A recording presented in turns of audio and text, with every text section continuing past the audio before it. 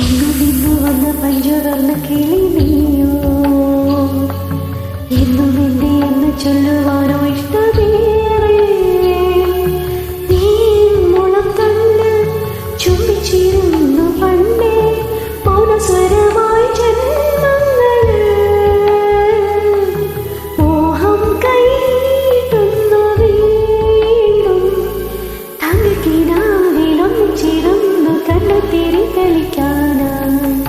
നെഞ്ചോരം നാളം തേടിയോ നിസ നിസ ഗസ നിസ ഗമ പാ ഗമ പനി സാ സാ നി ധ പ മ